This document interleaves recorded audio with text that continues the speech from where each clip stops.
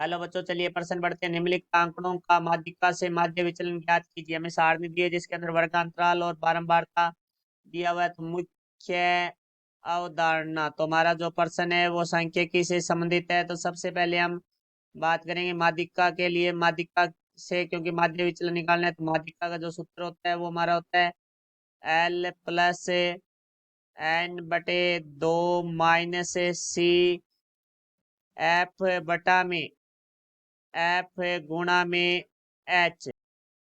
यहाँ से हम बात करें एल के लिए, तो एल है वो हमारे जो एन बटे दो है, एन बटे दो के बराबर या उससे ठीक बड़ी सी एफ के संचयी बारंबारता के सामने जो निम्नतम सीमा है वो एल होता है। और हमारे जो एन बटे दो के बराबर या उससे बड़ा जो मान है संचयी बारंबारता का, उससे कम वाली वो हमारी सी एफ है, वो हमारा सी एफ का मान होता है। और हमारी जो एन बटे दो के बराबर या उससे बड़ी सी एफ के सामने जो एफ का मान होता है वो हमारा एफ होता है। जो हमारा अंतराल दिया गया है उसके अंदर जो हमारे निम्नतम सीमा और उच्चतम सीमा में जो अंतर है वो हमारा एच होता है। तो अब देखो भाई, आगे बात करेंगे हम माध्यिका से माध्य विचलन। तो देखो, इसका जो हमारा सूत्र होगा वो होगा सिग्मा आई बराबर 1 से n एफ आई मापांक एक्स आई माइनस एम बटा में एन, जहाँ एम है वो हमारी माध्यिका है, एन है वो हमारा बारंबारता का योग है। तो अब देखो, इसके सारणी बनाते हैं हम। तो पहले लिखेंगे हम वर्ग अंतराल। तो देखो, हमारे पास जो वर्ग अंतराल है उसके बारे में बात करते हैं।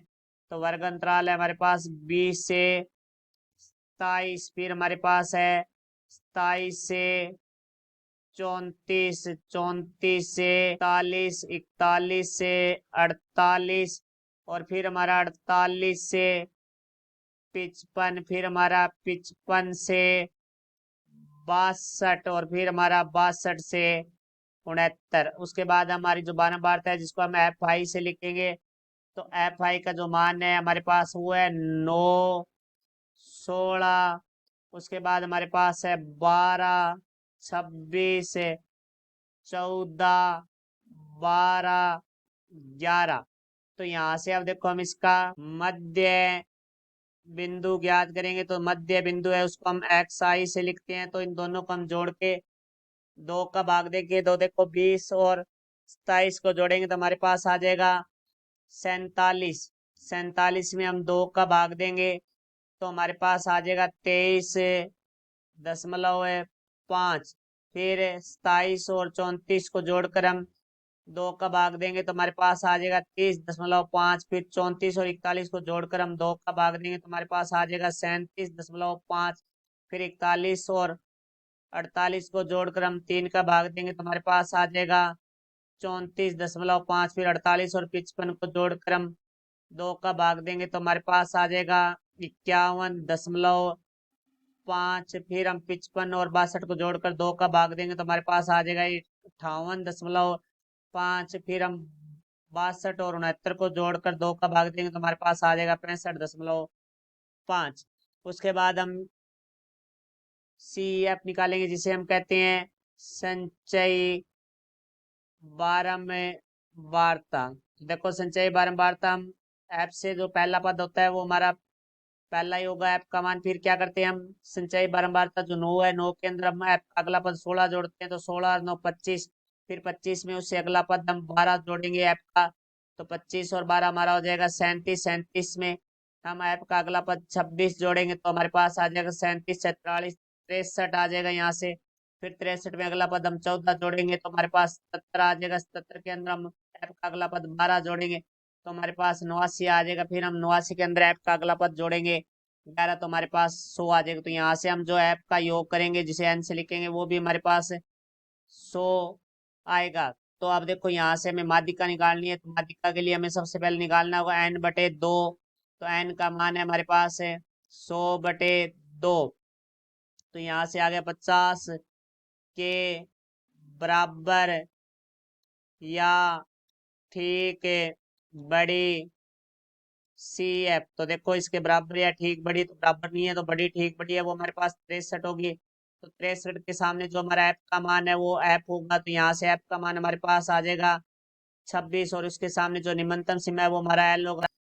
41। उसके बाद हमारे पास जो h है वो इस 63 के सामने जो हमारा अंतराल है उसके अंदर जो हमारा अंतर है वो होगा, तो अंतर है वो हमारा 7 है। और जो हमारी सी एफ है वो होगी जो हमारे 63 के ऊपर वाली जो सी एफ है, जस्ट तुरंत ऊपर वाला मान है वो होगा, तो सी एफ का मान हो जाएगा 37। अब हम माध्यिका के सूत्र में लिखेंगे, तो माध्यिका को हम एम से लिखते हैं, तो एल प्लस, क्योंकि हमने मुख्य अवधारणा में सूत्र लिखा है, तो 41 प्लस n/2 का मान है 50 माइनस सी एफ का जो मान है वो हमारे पास है 37 बटा में जो एफ का मान है वो हमारे पास है 26 गुणा एच का जो मान है वो हमारे पास है 7। तो यहाँ से एम बराबर आ जाएगा 41 प्लस, अब देखो भाई हम 50 में से 37 घटाएंगे तो 13 बटा में 26 गुणा 7। तो यहाँ देखो 13 से काटेंगे 13 कम 13, 13 दूना 26। तो यहाँ से एम बराबर हमारा आ जाएगा 41 प्लस 7/2। तो यहाँ से देखो भाई हमारा जो m का मान है वो आएगा 41 प्लस 7 में 2 का भाग देंगे तो 3.5। तो यहाँ से जो m का मान है वो हमारे पास आ चुका है 41 और 3 44.5। तो अब यहाँ से देखो हम निकालेंगे एक्स आई माइनस एम। तो एक्स आई का मान है हमारे पास वो है 23.5 माइनस हमारा जो एम का मान है वो है 44.5। तो यहाँ आएगा हमारा माइनस का 21। फिर हम देखो 30.5 माइनस 44.5। तो यहाँ से हमारे पास आ जाएगा माइनस का 14। फिर 37.5 माइनस 44.5 तो बराबर आ जाएगा माइनस का 7। फिर हमारा 44.5 माइनस 44.5 बराबर हमारा आ जाएगा 0। फिर हमारा 51.5 माइनस 44.5 तो बराबर हमारा आ जाएगा 7। फिर हमारा 58.5 माइनस 44.5 तो हमारे पास आ जाएगा 14। फिर हम निकालेंगे यहाँ से 65.5 माइनस 44.5 बराबर हमारे पास आ जाएगा 21। फिर यहाँ से निकालेंगे हम मापांक एक्स आई माइनस एम। तो यहाँ से मापांक करते हैं ऋणात्मक संख्या धनात्मक हो जाएगी, तो -21 का 21 हो जाएगा, -14 का 14, -7 का 7, शून्य का 0 रहेगा, धनात्मक की धनात्मक रहती है, तो 7 14 21। अब यहाँ से हमारे पास आएगा एफ आई मापांक एक्स आई माइनस एम।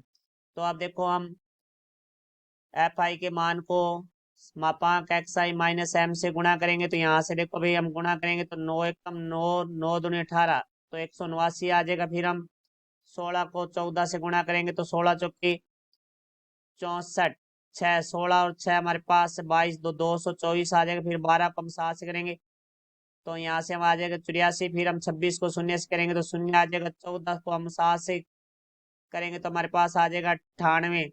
फिर हम 12 को 14 से करेंगे तो देखो भाई हमारे पास आएगा 168। फिर हम 21 को देखो 11 से करेंगे तो हमारे पास आ जाएगा 231। अब देखो यहाँ से हम इसका योग निकालेंगे तो हमारे पास आएगा सिग्मा एफ आई। सिग्मा का में आई का मान है वो 1 से n तक है, मापांक एक्स आई माइनस एम बराबर, अब हम इनको जोड़ेंगे तो देखो हमारे पास आएगा 994। तो अब देखो यहाँ हम निकालेंगे माध्यिका से माध्य विचलन, जिसका सूत्र हम वो मुख्य अवधारणा में लिख चुके हैं।